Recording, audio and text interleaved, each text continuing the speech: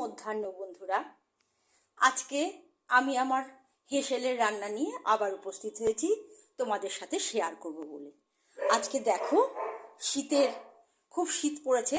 শীতে আমি কি কি রান্না করেছি তোমরা দেখতে থাকো। করেছি সাদা ভাত, উচ্ছে কুমড়ো বেগুন আর একটু ফুলকপি দিয়ে ভাজা, যেহেতু 3 তরকারি করতে নেই। ভোলা মাছের ঝাল, সর্ষে বাটা দিয়ে পোস্ত বেটে ধনেপাতা দিয়ে ভোলা মাছের ঝাল।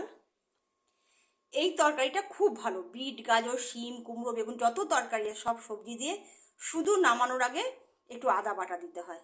এই তরকারিটা খেতে খুব সুন্দর, আদা বাটা আর একটু ঘি দিলেই তোমার রাতের রুটি খাওয়ার জন্য একদম পারফেক্ট তরকারি। এটা নিরামিষ তরকারি। করেছি কাঁচা টমেটোর পোস্ত, কাঁচা টমেটো আর পেঁয়াজ দিয়ে কাঁচা টমেটোর পোস্ত। চাটনি তো করেই রাখি, জানো আমি ফ্রিজে ভরে রেখে দিই চাটনি, আর টক দই। তা আজকের মতো আমার রান্না মোটামুটি হয়ে গেছে। ভোলা মাছের ঝাল, উচ্ছে ভাজা, চাটনি, কাঁচা টমেটোর পোস্ত খুব টেস্ট পেঁয়াজ দিয়ে, আর হচ্ছে বিট গাজর বড়ি দিয়ে নানা রকম সবজি দিয়ে তরকারি ভাত। তাহলে এখনকার মতন টাটা, আবার দেখা হবে সন্ধ্যাবেলা